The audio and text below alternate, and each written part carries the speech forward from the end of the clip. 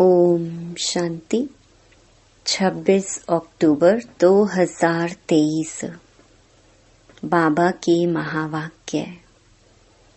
मीठे बच्चे, अभी घोर अंधियारा, भयानक रात पूरी हो रही है।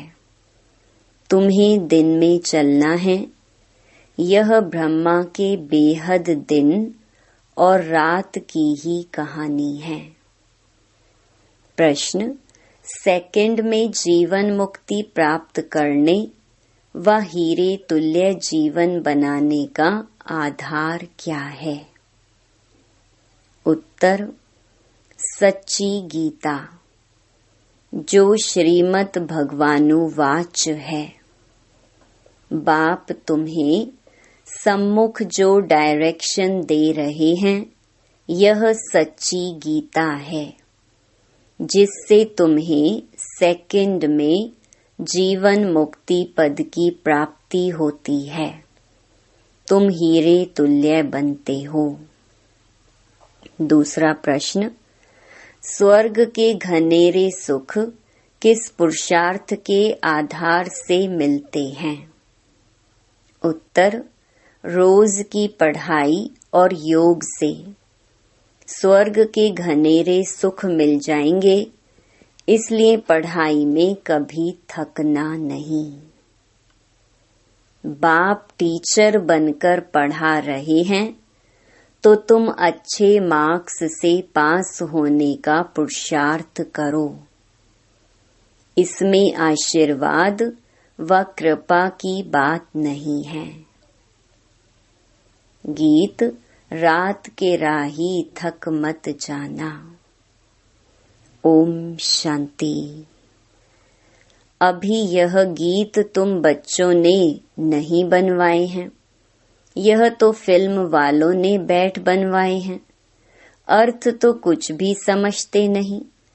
हर एक बात का यथार्थ अर्थ ना जानने से अनर्थ हो जाता है। गाते हैं, समझते कुछ भी नहीं है। अब तुम बच्चों को श्रीमत मिली हुई है, किसकी? भगवान की। भगवान को ही भक्त नहीं जानते, तो उन भक्तों की सद्गति कैसे हो सकती है? भक्तों का रक्षक है भगवान। रक्षा मांगते हैं, जरूर कोई दुख है, हमारी रक्षा करो। बहुत गाते हैं, परंतु भगवान कौन है, किससे रक्षा करते हैं, जरा भी नहीं जानते। भक्त अथवा बच्चे अपने बाप को ना जानने कारण कितने दुखी हो पड़े हैं। अभी इनका अर्थ तुम बच्चे समझते हो। अभी है घोर अंधियारी भयानक रात। आधा कल्प की रात है। कोई भी विद्वान, आचार्य, पंडित नहीं जानते कि रात किसको कहा जाता है। यूं तो यह जानवर भी जानते हैं, रात सोने की, दिन जागने का होता है। चिड़ियाएं भी रात को सो जाती हैं, सुबह होते ही उड़ने लगती हैं। वह दिन रात तो कॉमन है। यह ब्रह्मा की बेहद की रात और बेहद का दिन है। बेहद का दिन सतयुग त्रेता और रात द्वापर कलयुग। आधा आधा चाहिए ना। दिन की आयु भी 2500 वर्ष है। इस दिन रात का तो किसको पता नहीं है। अभी तुम बच्चे जानते हो कि रात पूरी होती है, अर्थात 84 जन्म पूरे होते हैं, अथवा ड्रामा का चक्कर पूरा होता है, फिर दिन शुरू होता है। रात को दिन और दिन को रात बनाने वाला कौन है, यह भी कोई नहीं जानते। भगवान को ही नहीं जानते, तो यह सब बातें कैसे जान सकते। मनुष्य पूजा करते हैं परंतु समझते नहीं कि यह कौन है जिसकी हम पूजा करते हैं। बाप बैठ समझाते हैं, पहली मुख्य बात है गीता को खंडन करने की। कहते हैं श्रीमद् भगवत गीता, गीता का पति है भगवान, ना कि कोई मनुष्य। ब्रह्मा विष्णु शंकर को देवता कहा जाता है और सतयुग के मनुष्यों को देवताई गुणों वाला कहा जाता है। दैवी धर्म वाले श्रेष्ठाचार्यों को देवताई गुणों वाले कहते हैं। भारत के मनुष्य श्रेष्ठाचारी थे, वही फिर आसुरी गुण वाले बन पड़े हैं। मुख्य धर्म शास्त्र 4 हैं और कोई धर्म शास्त्र है नहीं। अगर हैं तो भी बहुत छोटे छोटे मठ स्थापन किए हैं, जैसे सन्यासियों का मठ, बौद्धियों का मठ। बुद्ध ने बौद्धि धर्म स्थापन किया, वह कहेंगे हमारा फलाना धर्म शास्त्र है। अब भारतवासियों का धर्म शास्त्र है एक। सतयुगी देवी देवता धर्म का शास्त्र है एक। उनको श्रीमद् भगवत गीता कहा जाता है। गीता माता उनका रचयिता है परम पिता परमात्मा। श्री कृष्ण की आत्मा जब 84 जन्म पूरे करती है, तब फिर गीता के भगवान ज्ञान सागर परम पिता परमात्मा से सहज राजयोग और ज्ञान सीख ऊंच पद पाती है। ऐसे ऊंच ते ऊंच धर्म शास्त्र को खंडन कर दिया है, जिस कारण ही भारत कौड़ी तुल्य बना है। यह भी ड्रामा में एकच भूल है जो गीता को खंडन कर दिया है। बाप अब जो सच्ची गीता सुना रहे हैं वह निकलनी चाहिए। सच्ची गीता गवर्नमेंट को छपाना चाहिए। यह है श्रीमद् भगवानुवाच।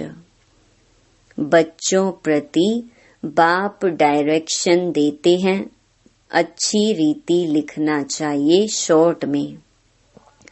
तुम जानते हो सच्ची गीता से सेकंड में जीवन मुक्ति मिल जाती है।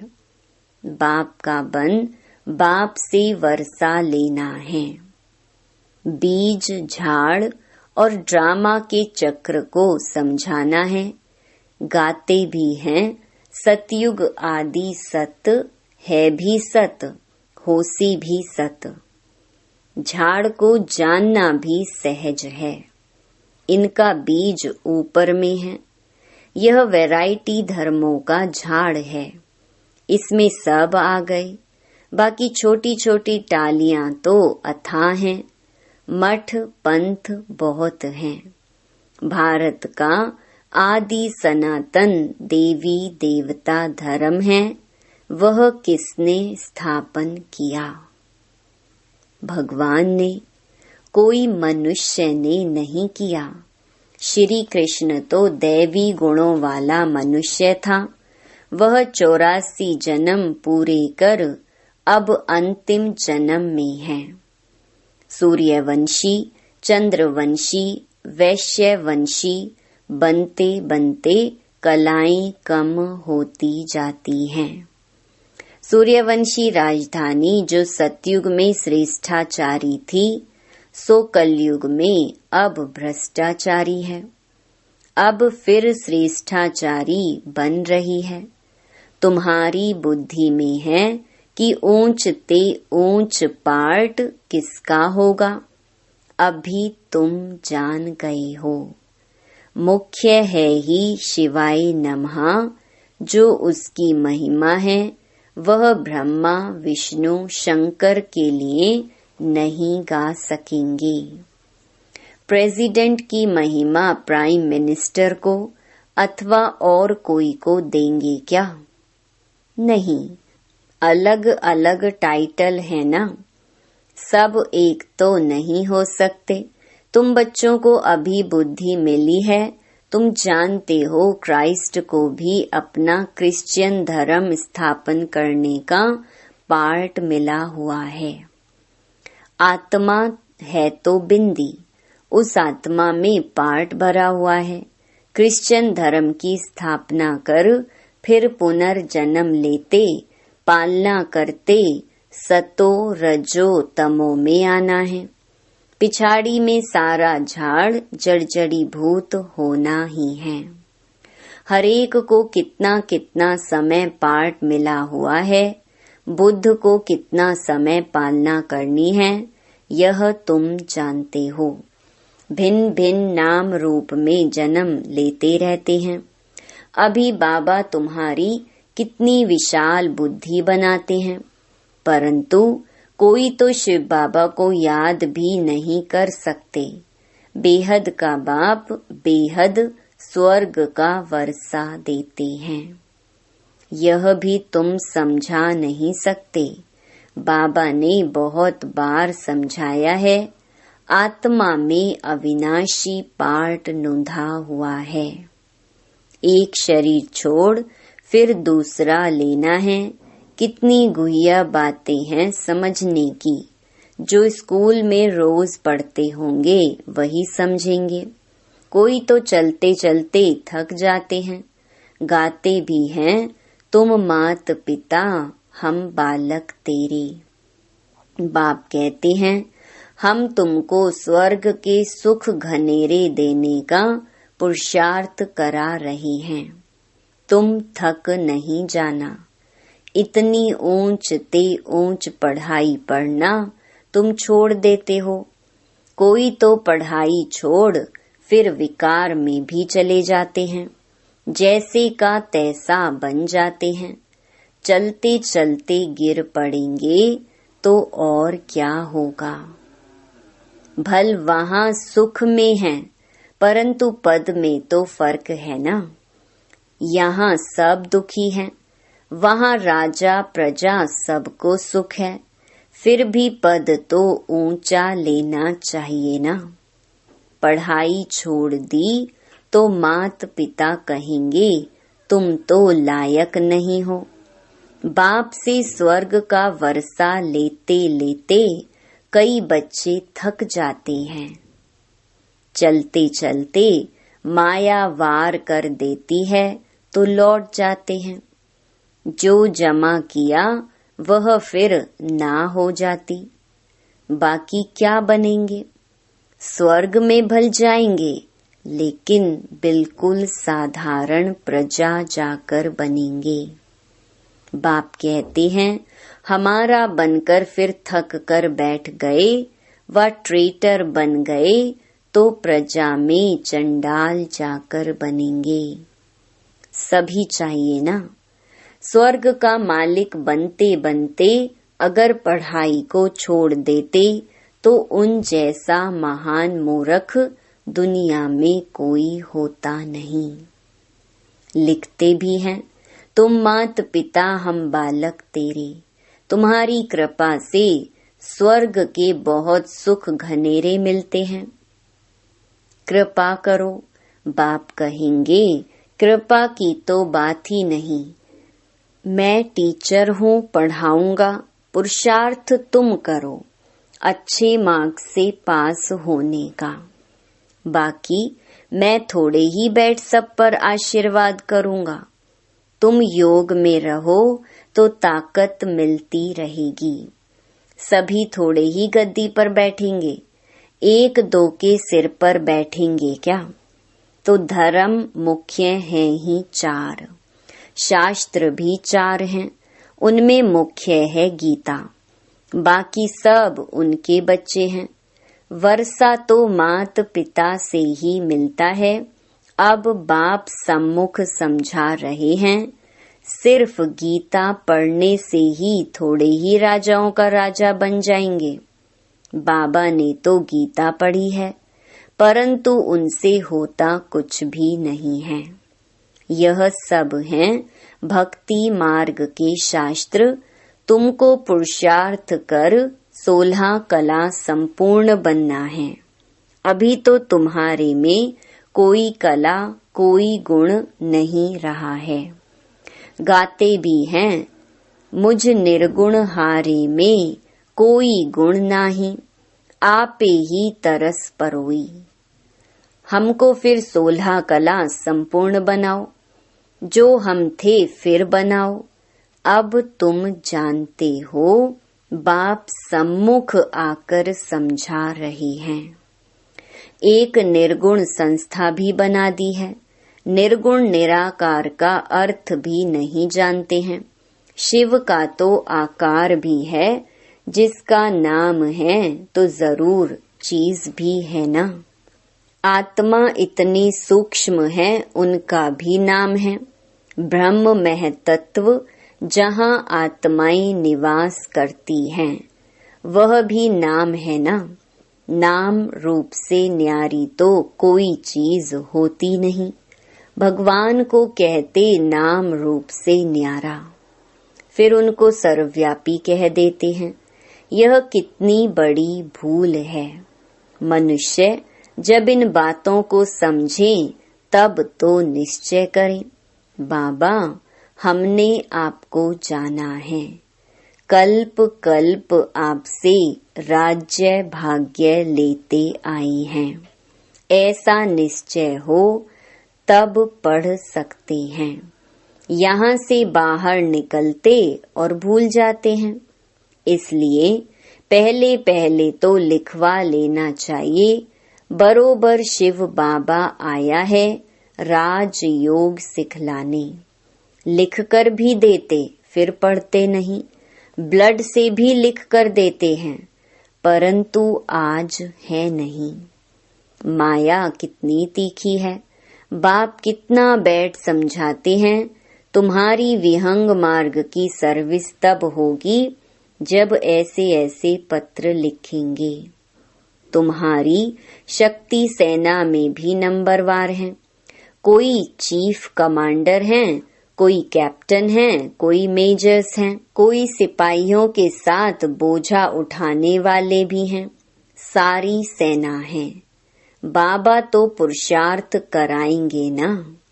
हरेक के पुरुषार्थ करने से समझ में आता है यह राजा रानी बनेंगे व अच्छी साहूकार प्रजा में जाएंगे, यह साधारण प्रजा में जाएंगे, यह दास दासी बनेंगे। यह तो बिल्कुल सहज है समझने का। तो पहली मुख्य बात को उठाना है।